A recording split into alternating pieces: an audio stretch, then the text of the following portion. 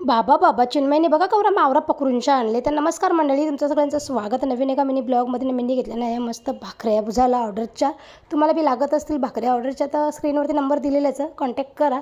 तर इथं माझा लक्की बाबू उठला आहे ना, गोल गोल गोल गोल फिरताय का, स्टन मारताय का काय. तर आता आलो मी मस्त हॉटेलला भाकऱ्या घेऊन. भाकऱ्या बी दिल्या. आता ना आलो घरात आवरेन. चिन्मय तर मावरा पकडून घेऊन शा. हे बघा कसं मासं आणल्या पकडून त्यांनी ना. आज तुमचा दादा झाले कुक. दादा बोलला मी जेवायला बनवतो, तू काही टेन्शन घेऊ नको बोलते. दादाने मस्त मावरा तळला ना, आम्ही घेतलं लगेच जावाला. नाही तर लकी सोनूला पण जावाला दिले. तर या आता तुम्ही बी मस्त भाकरी आणि मस्त ताजी ताजी मच्छी खावाला. ओके, जेवण बी झालं ना. चिन्मयचं का कारनामा चाललं का माहिती. चिन्मय परत वाटतं जेलता मावरा पकडायला, परत जाऊन बालच्या पकडून आणल्या ना. तवऱ्यांना की यावी येलं प्लांटवरून.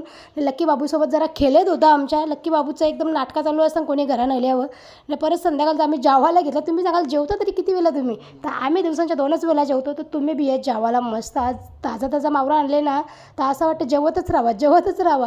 तर मस्त ताव मारीत घेतले माशांवरती तळलेल्या. तर तुम्ही बी असं तळून बघा, मासाला खाऊन बघा. बालशा मच्छी कशी लागते ती सांगा. जाम भरी लागते आम्हाला तर पटली. नाही तर माझा पोऱ्या आला तर पहा माऊशा. नमस्ते येताना चायनीज बी जेवून शकते. चला आजच्यासाठी